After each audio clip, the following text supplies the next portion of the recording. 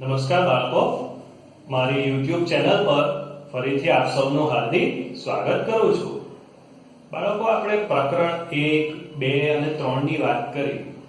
હવે પ્રકરણ નંબર 4 ની વાત કરવાના છે. પહેલા પ્રકરણ 5 અને 6 ની હું તમને વાત કરીશ. આપણી બોર્ડની પરીક્ષામાં પ્રકરણ 5 અને 6 માંથી 8 માર્કના દાખલા પૂછાય છે, કુલ 16 માર્ક. હવે આ જે 16 માર્ક આપણે લાવવા હોય બેઠા તો એનો પાયો પ્રકરણ નંબર 4 ની અંદર ઘડાશે, ભાગીદારીનું પુનર્ગઠન. હવે પુનર્ગઠન એટલે શું? તો પુનર્ગઠન એટલે ફેરફાર. અનેક કારણોથી ફેરફાર થાય, પરંતુ આપણે માત્ર એની વ્યાખ્યા જ જોવાની છે કે ભાઈ ભાગીદારી પેઢીનું પુનર્ગઠન એટલે શું? તો ભાગીદારી પેઢીનું પુનર્ગઠન એટલે જુદા જુદા કારણોસર ભાગીદારીમાં થતો ફેરફાર. તો એને આપણે જોઈએ. નો જવાબ આપણે જોઈશું કે ભાગીદારીમાં, આખા વાક્યમાં જવાબ લખીએ, ભાગીદારી પેઢીનું પુનર્ગઠન એટલે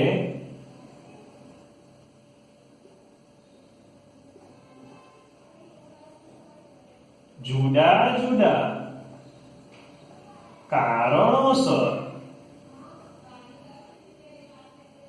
ભાગીદારીમાં થતો ફેરફાર. ધ્યાનમાં રાખજો બાળકો. હવે સ્વાભાવિક છે તમારા મગજની અંદર એક પ્રશ્ન થશે કે આ જુદા જુદા કારણો કયા છે, કયા કારણોથી ફેરફાર થાય? તો એના પર આપણે બીજો સવાલ જોઈએ. ક્વેશ્ચન નંબર 2, ભાગીદારીમાં થતા ફેરફારના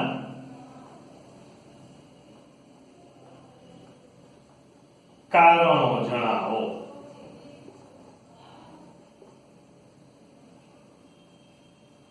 ભાગીદારીમાં થતા ફેરફારના કારણો જણાવો. તો ભાઈ ભાગીદારીમાં થતા કયા ફેરફારો છે? તો ધ્યાન રાખજો, પહેલું એનું ફેરફારનું કારણ નફા નુકસાનની વહેંચણીના પ્રમાણમાં ફેરફાર થાય. જે નફા નુકસાનની ફાળવણીનું પ્રમાણ છે તે બદલાઈ જાય. દરેક ભાગીદારોને જે નફો મળતો હોય એના કરતા અલગ નફો મળે. બીજું એનું કારણ છે નવા ભાગીદારનો પ્રવેશ. જે ભાગીદાર કામ કરતા હોય A, B, C, દાખલા તરીકે ભાગીદાર છે A, B, C, એ લોકો D ને પ્રવેશ આપે. નવો ભાગીદાર આવે D, તો એને લીધે પણ ફેરફાર થાય. ક્યાં? D 4 ભાગીદાર હોય, મૃત્યુ પામે તો પણ ફેરફાર થાય. તો જો કેટલું સિમ્પલ બાળકો, 3 કારણો એના: નફા નુકસાનની ફાળવણીના પ્રમાણમાં ફેરફાર થાય, બીજું નવા ભાગીદારનો પ્રવેશ, ત્રીજું ભાગીદારની નિવૃત્તિ કે મૃત્યુ. તો પહેલું કારણ છે નફા નુકસાનની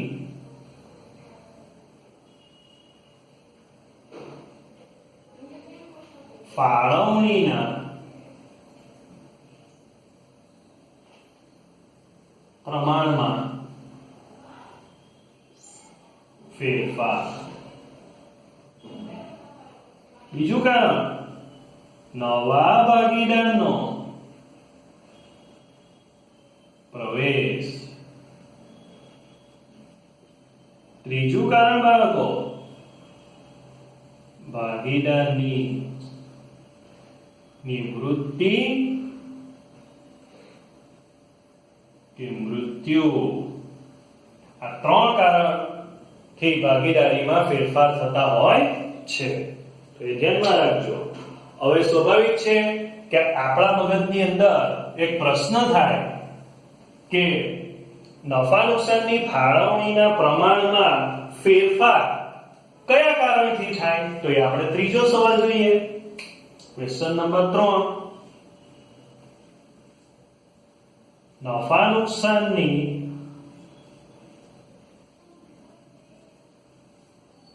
ફાળવણીના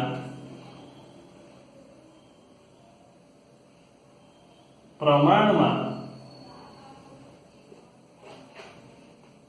ફેરફાર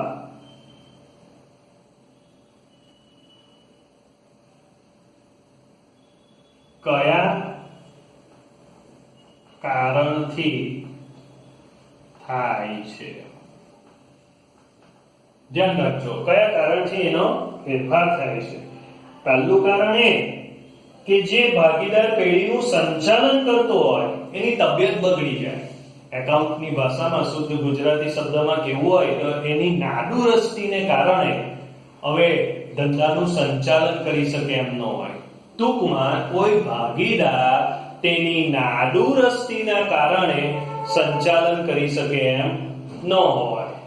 બીજું, પૂરતો સમય આપી શકે એમ ન હોય. ધંધામાં 8 કલાકની જરૂર હોય, 8 કલાક આપતો હોય, પણ સમય જતા જતા એ પૂરતો સમય ધંધામાં આપી શકે એમ ન હોય. હવે માની લો 5 કલાક 6 કલાક જ આપી શકે એમ હોય તો નફા નુકસાનનું પ્રમાણ બદલવું પડે.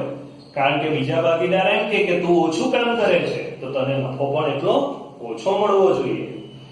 ત્રીજું કારણ છે નવા ભાગીદારનો પ્રવેશ, અને ચોથું ભાગીદારની નિવૃત્તિ કે મૃત્યુ.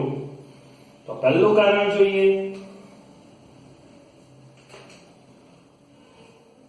કોઈ ભાગીદારની નાદુરસ્તી ને કારણે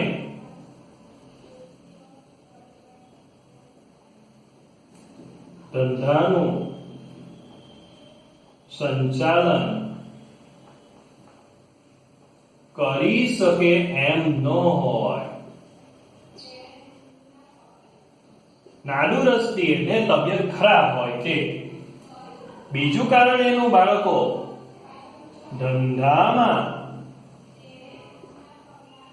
પૂરતો સમય આપી શકે તેમ ન હોય. ત્રીજું, નવા ભાગીદારનો પ્રવેશ. ચોથું, ભાગીદારની નિવૃત્તિ કે મૃત્યુ.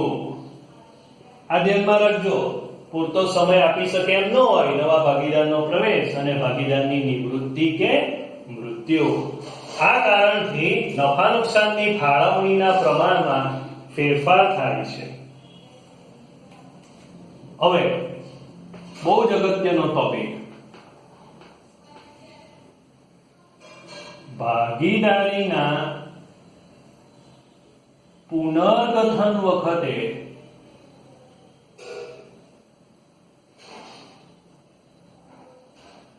મહત્વના કયા બે પ્રશ્નો ઉદ્ભવે છે? ધ્યાન રાખજો, ભાગીદારીના પુનર્ગઠન વખતે મેઇન બે જ પ્રશ્નો ઉદ્ભવે છે. નંબર 1, ત્યાગનું પ્રમાણ. નંબર 2, લાભનું પ્રમાણ. આ બે મહત્વના પ્રશ્નો ઉદ્ભવે છે. હવે આ ત્યાગના પ્રમાણની વ્યાખ્યા, એના સૂત્ર, એના ટૂંકા દાખલા, લાભના પ્રમાણનો વ્યાખ્યા, સૂત્ર અને ટૂંકા દાખલા આપણે જોવાના છે. હવે ત્યાગ એટલે શું, લાભ એટલે શું, એ સમજવા માટે એક આપણે કાલ્પનિક એક ઉદાહરણ લઈએ.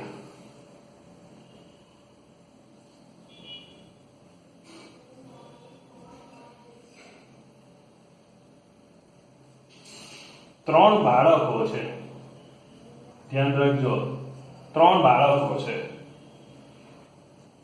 એના દાદાએ શરત મૂકી કે તમે આટલું હોમવર્ક ઝડપથી કરી નાખશો તો હું તમને આજે ચોકલેટ આપીશ. સરખો સમય હશે તો ત્રણેયને સરખે ભાગે આપીશ અને જે જેટલું જલ્દી અને સારી રીતે કરશે એ પ્રમાણે મળશે એવી શરત મૂકી. તો પહેલા જે છોકરો છે એને ઝડપથી કામ કર્યું એટલે એના દાદાએ એને 5 ચોકલેટ આપી. બીજો છોકરાએ એના પછી થોડુંક સારું કામ કર્યું 3 અને આ છેલ્લે રહી ગયો એને એના દાદાએ 2 ચોકલેટ આપી. 5 ચોકલેટ, 3 ચોકલેટ અને 2 ચોકલેટ. હવે થયું એવું કે આ જ શરત બીજે દિવસે પણ રાખી તો પહેલો જે ભાગીદાર છે એને 5 ચોકલેટ મળી કારણ કે આણે ઝડપથી કામ કરી નાખ્યું બાળકે. બીજો જે બાળક છે તેણે એના પછીનો નંબર મેળવ્યો તેને 3 ચોકલેટ મળી અને આ વખતે આ પહેલો જે બાળક હતો એ છેલ્લો રહી ગયો એને 2 ચોકલેટ મળી. હવે આ વસ્તુ આપણે સમજીએ. પહેલા એને કેટલી ચોકલેટ મળતી હતી? 5. હવે કેટલી મળી? 2. એનો મતલબ પહેલા કરતા એને ઓછી મળી. તો એને એકાઉન્ટની પરિભાષામાં ત્યાગ કહેવાય.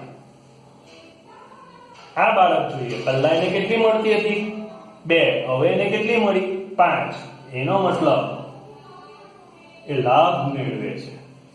આ બાળક પહેલા કેટલી મેળવતો હતો? 3. અત્યારે પણ કેટલી મેળવે છે? 3. તો એને એકાઉન્ટની ભાષામાં તટસ્થ કહેવાય. ત્યાગ પણ કરતો નથી અને લાભ પણ મેળવતો નથી.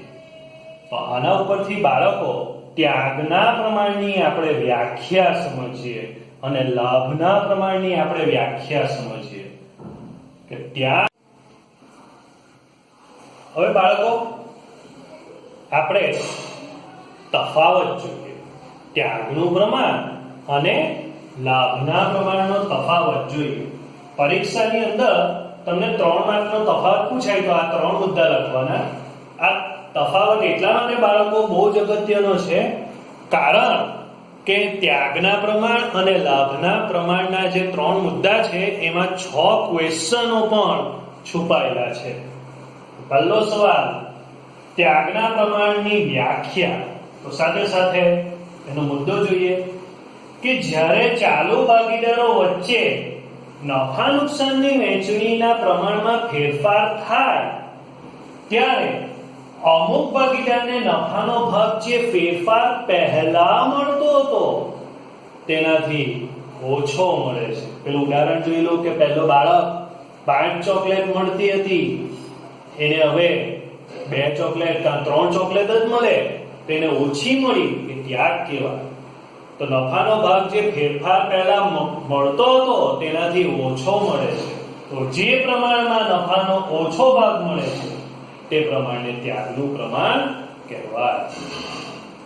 બાળકો લાભના પ્રમાણની વ્યાખ્યા આપણે મોડે કરવાની જરૂર નથી. એ જ શબ્દો આપણે યાદ રાખવાના કે જ્યારે ચાલુ ભાગીદારો વચ્ચે નફા નુકસાનની વહેંચણીના પ્રમાણમાં ફેરફાર થાય ત્યારે અમુક ભાગીદારોને નફાનો ભાગ જે ફેરફાર પહેલા મળતો હતો તેનાથી વધુ ભાગ મળે છે. બાળકો આજે લીટી કરી છે તે શબ્દ અહીંયા આવશે. જે પ્રમાણમાં નફાનો ભાગ અહીંયા લખેલું ઓછો અહીંયા લખવાનો વધુ ભાગ મળે છે તે પ્રમાણને લાભનું પ્રમાણ કહેવાય. આપણે આવું નથી લખવાનું, આખા શબ્દની અંદર લખીશું. હવે બહુ જ અગત્યનો MCQ પણ છે, ધ્યાન રાખજો કે પ્રવેશ. હવે પછીનું ચેપ્ટર શીખીશું ત્યારે આપણે ત્યાગનું પ્રમાણ શોધવું પડે અને નિવૃત્તિનું ચેપ્ટર જ્યારે શીખશું ત્યારે લાભનું પ્રમાણ શીખીશું. તો હવે બીજો મુદ્દો આના ઉપરથી એ ધ્યાન રાખવાનો કે નવા ભાગીદારના પ્રવેશ વખતે અને પુનર્ગઠન વખતે ત્યાગનું પ્રમાણ શોધવામાં આવે છે. સામેની બાજુ શું કહીશું આપણે કે નિવૃત્તિ કે મૃત્યુ વખતે તેમજ પુનર્ગઠન વખતે લાભનું પ્રમાણ શોધવામાં આવે છે. ફરીથી એની વ્યાખ્યા કે જે પહેલા ભાગ મળતો તો તેનાથી ઓછો મળે, જે પ્રમાણમાં ઓછો મળે તેને ત્યાગનું પ્રમાણ, જે પહેલા મળતો તો એનાથી વધુ મળે તો જે પ્રમાણમાં વધુ ભાગ મળે તે પ્રમાણને લાભનું પ્રમાણ કહેવાય. પ્રવેશ અને વખતે અને પુનર્ગઠન વખતે શોધવામાં આવે ત્યાગનું પ્રમાણ, અને પેલું ભાગીદારની નિવૃત્તિ વખતે અને પુનર્ગઠન વખતે લાભનું પ્રમાણ શોધાય. સૂત્ર ત્યાગ બરાબર નફાનો જૂનો ભાગ માઈનસ નફાનો નવો ભાગ. લાભ ઊંધું સૂત્ર આવશે, નફાનો નવો ભાગ માઈનસ નફાનો જૂનો ભાગ. આ તમારા તફાવત પણ રેડી થશે અને આમાં 6 ક્વેશ્ચન પણ આવશે. હવે બાળકો આપણે ત્યાગના દાખલાઓ ટૂંકા અને લાભના પ્રમાણ પરથી એના ટૂંકા દાખલાઓ આગળના વિડીયોની અંદર જોઈશું. તો ત્યાં સુધી તમે આજના જે સવાલો લખાવ્યા છે તે લખીને તૈયાર કરી દેજો. વળી પાછા નવા વિડીયો સાથે મળીશું. હસ.